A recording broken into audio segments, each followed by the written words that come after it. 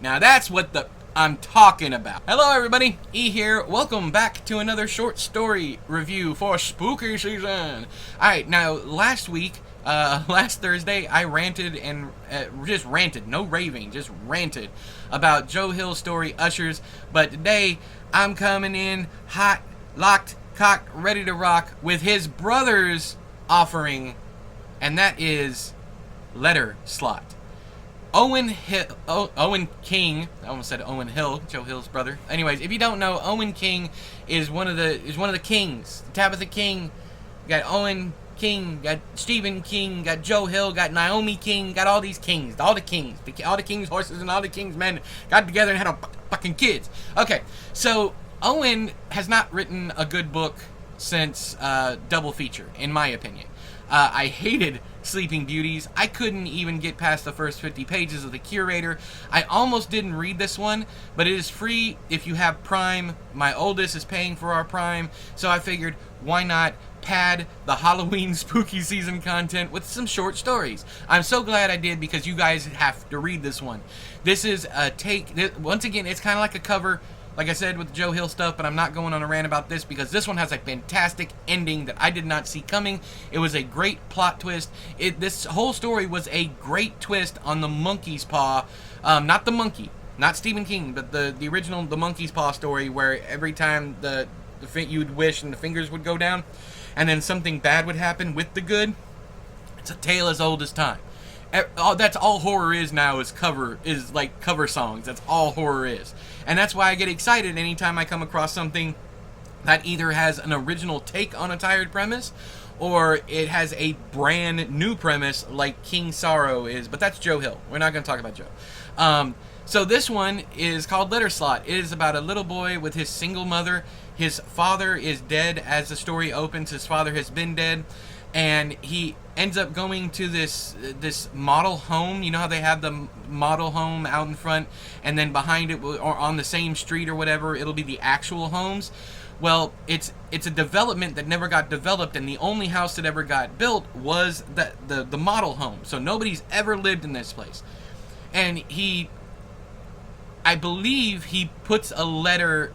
The way it starts is he writes a letter and puts it in there, not really thinking anything of it, not thinking anything will come of it, and he gets a response via another letter sitting on his bed when he gets home. And he does this 3 times. This is very much also Mr. Harrigan's phone. Yes, it is, and I understand this going in, but Mr. Harrigan's phone is nowhere near as good as this story. Mr. Harrigan's phone, of course, the novella by Stephen King. I believe it was in If It Bleeds. Let me make sure, because the people are going to be mad. Patrick going to be down there fact-checking me, and I'm going to be like, I didn't know, I promise. It's Mr. Harrigan's phone in If It Bleeds. It is 100% just that story.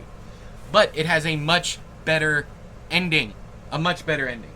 This one, the Mr. Harrigan's phone just kind of fizzles out at the end. It's typical King ending. You know, we're not here for the destination. We're here for the journey. That type shit. But this one had a great ending, and I loved the idea that Owen came up with. It was very worth rewriting his father's story, or covering. I'm calling these covers now. Like they're the literary equivalent of a cover song. When you do someone else's story, hopefully you do it better. Stephen King's been doing this for ages. Literally ages. That's all he's been doing is cut, but he makes them better. With this one, I will say that it seems a little too much like Mr. Harrigan's phone up until the very end and the twist comes through. I promise. It's a great twist. Have fun with it. If you have Prime, it is free on Prime Reading. All you got to do is go over there and click on it. I think you can borrow up to 6 of them at a time. I am reading through, I think this is the Chillers or Thriller, not Thrillers, but Shivers. It's the Shivers collection on Amazon. So if you're interested in reading other ones, the Joe Hill one is in there. You got some Grady Hendrix. You got some Jason Mott. A couple other ones that I'm going to be reviewing on this channel. I'm going to try and do all 6 in the Shivers collection. Even though I don't like 2 of the authors, I'm going to give them yet another chance. It'll be the 3rd chance with one of them, and the 4th chance for the other one. That is, of course, Paul Tremblay, and Mailman Josh Mailman. But anyways, so have you guys read Letter Slot by Owen King? You probably haven't, because who looks at that and goes, I want to read that? I'm dead serious, because the cover, as you can see, it's rather boring.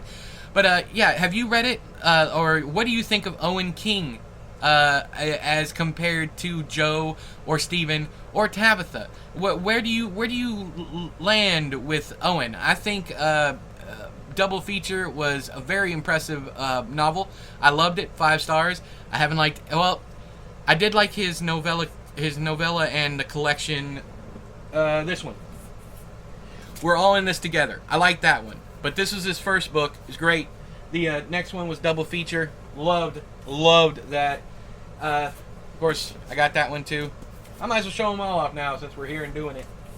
Alright, and then, of course, this one is the one that I couldn't even get 50 pages into.